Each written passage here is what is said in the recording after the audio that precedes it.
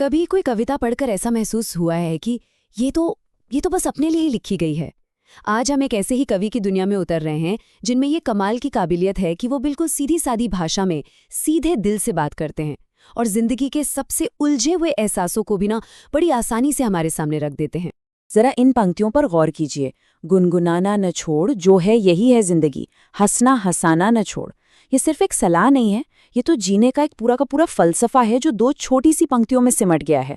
ये हमें याद दिलाता है कि जिंदगी चाहे कितनी भी मुश्किल क्यों ना हो, खुश रहना ये हमारी अपनी मर्जी है। तो आखिर ऐसा क्या है जो एक कवि की आवाज को इतना सच्चा, इतना अपना सा महसूस कराता है?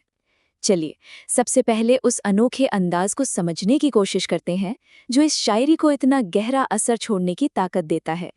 इसे कुछ ऐसे समझिए, मुश्किल शब्दों की पहेलियां बनाने के बजाय ये कवि सीधे हमारे हाथ में दिल के दरवाजे की चाबी थमा देते हैं। और हाँ, ये बड़े बड़े रूपकों से बचना कोई इत्तेफाक नहीं है, ये जानबूझकर किया गया है। इसका मकसद है उन एहसासों से एक सीधा, बिना किसी फिल्टर का कनेक्शन बनाना जिन्हें हम सब जानते हैं, जैसे खुशी, दर्द और उम्मीद। तो अब जब हम अंदाज समझ गए हैं तो चलिए उस दुनिया में उतरते हैं जिसे ये कविता इतनी खूबी से बयान करती है, यानी कि इंसान का दिल। अब हम प्यार, तड़प और जुदाई के उन जज्बातों में गोता लगाएंगे जो इनकी कलम का एक खास हिस्सा हैं। यहाँ हम दिल की दो बिल्कुल अलग अलग सूरतों को देख रहे हैं। देखिए, एक तरफ है साथ होने का सुकून और अपनापन, एक शांत शाम, किसी की आंखों में अपनी परछाई देखना, और दूसरी ही तरफ है जुदाई का वो गहरा खालीपन, बिना नींद की रातें, एक टूटा हुआ दिल। कविता इन जानी पहचानी तस्वीरों के जरिए एक ऐसी कहानी कहती है जिसे हम सब फौरन पहचान लेते हैं। तो इन कविताओं में दिल टूटने की आवाज असल में कैसी सुनाई देती है? ये कोई जोर की चीख नहीं है, नहीं। जैसा कि हम देखेंगे, कवि इस दर्द को बहुत ही खामोश और शायद इसीलिए ज्यादा असरदार तरीके से पकड़ते हैं। और ये रही वो आवाज।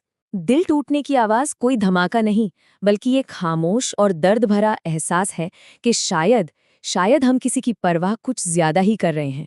एक वो है कविता की ये एक अकेली पंक्ति, एक तरफा लगाव की उस पूरी कहानी को अपने अंदर समेट लेती है। लेकिन ये कविता सिर्फ दिल के मामलों में ही नहीं उलझी रहती, ये बाहर की दुनिया की तरफ भी मुड़ती है और उसी ईमानदारी और साफगोई से हमारे आसपास की दुनिया को देखती है। ये हमारे आज के समाज का एक आईना बन जाती है। अलग अलग कविताओं के जरिए कवि हमारे दौर की बेचैनियों को आवाज देते हैं, युवाओं की बेरोजगारी से लेकर सियासत से बढ़ती दूरी तक, और ये एहसास कि हमारी परंपराएं धुंधली पड़ रही हैं और समाज बढ़ता जा रहा है। कुल मिलाकर एक ऐसे समाज की साफ तस्वीर उभरती है जो अपना संतुलन खोजने के लिए संघर्ष कर रहा है। इन सामाजिक टिप्पणियों के पीछे एक अजीब सी घबराहट का एहसास है। ये महसूस होना कि दुनिया बहुत तेजी से आगे बढ़ रही है और हर कोई उसके साथ कदम नहीं मिला पा रहा। ये एक अकेलेपन का एहसास है जिसे आज बहुत से लोग महसूस कर सकते हैं। और इस तेज बदलाव के साथ आता है कुछ खोने का एक गहरा एहसास, सिर्फ नौकरी या परंपराओं का नहीं, बल्कि इंसानी जुड़ाव का, उन यकीन का जो कभी लोगों को एक दूसरे से जोड़े रखते थे। एक कसक है इसमें कि पहले चीजें कैसी हुआ करती थीं। जब लोगों को लगता है कि उन्हें पीछे छोड़ दिया गया है और आपसी जुड़ाव कमजोर पड़ रहा है, तो ये दुख अक्सर एक और तीखे जज्बात में बदल जाता है। नाइंसाफी के खिलाफ एक साफ गुस्सा, और ये एहसास कि जिनकी जिम्मेदारी है वो सुन ही नहीं रहे हैं। और ये गुस्सा ओ हमारे नेताजी जैसी पंक्तियों में फूट पड़ता है। ये सत्ता में बैठे लोगों से एक सीधा बेबाक सवाल है जो समाज में फैली उस आम भावना को पकड़ता है कि लोग अपनी आवाज सुनाने की कोशिश कर रहे हैं पर कोई सुनने को तैयार नहीं। लेकिन कवि हमें सिर्फ समस्याएं दिखाकर वहीं नहीं छोड़ देते।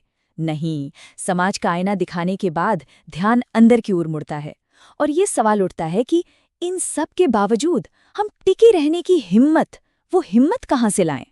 और जवाब में हमें मिलता है हिम्मत बनाए रखने का एक रास्ता। ये कोई अंधी उम्मीद नहीं, बल्कि एक पूरा तरीका है। इसकी शुरुआत होती है हकीकत का सामना करने की हिम्मत से, फिर आती है कभी हार न मानने की जिद, अपने तजुर्बों को समझदारी में बदलने की कला, और आखिर में एक बेहतर कल में यकीन बनाए रखने का हौसला। और संघर्ष, हम अक्सर इसे एक ऐसी चीज मानते हैं जिससे बचना चाहिए, लेकिन सफलता जैसी कविताओं में नजरिया पूरी तरह से बदल जाता है। संघर्ष यहाँ कामयाबी के रास्ते का रोड़ा नहीं है, बल्कि वो रास्ता खुद है, वो ज़रूरी इम्तिहान जो जीत को असल में मायने देता है। और इस तरह दिल टूटने के दर्द और समाज की मुश्किलों से गुजरने के बाद हम इस कविता के सबसे गहरे संदेश तक पहुंचते हैं, इसकी उम्मीद भरी आखिरी गूंज तक। नफरत छोड़ दो में सारी बात आकर एक बुनियादी चुनाव पर टिक जाती है जो हम सबके सामने है, नफरत को छोड़कर दिल से दिल जोड़ना।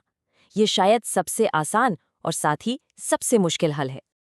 आखिर में यही संदेश हमेशा साथ रह जाता है। जिंदगी की दरारों को स्वीकार करने के बावजूद ध्यान हमेशा उस फूल पर रहता है जो उन दरारों से भी उग सकता है। ये आशावाद का, लगन का और इंसान की कभी ना हारने वाली हिम्मत का सबूत है। और इस सफर के आखिर में ये सवाल सोचने वाला है, जिंदगी, प्यार और हिम्मत के बारे में इन सभी विचारों में से वो कौन सी एक पंक्ति है जो सबसे ज्यादा दिल में गूंजती है, जिसे साथ लेकर जाया जा सकता है।